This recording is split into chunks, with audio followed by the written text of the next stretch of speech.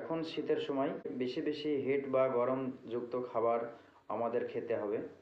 চিনিযুক্ত খাবারটা এড়িয়ে চলুন, কেননা শরীরে আমাদের চিনি খাওয়ার কোনো প্রয়োজন নেই। অম্লযুক্ত খাবার গাজর, বিট বা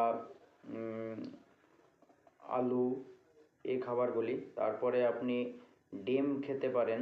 ড্রাই ফ্রুটের দিক দিয়ে আপনারা কাঠবাদাম, কাজু বাদাম খেতে পারেন।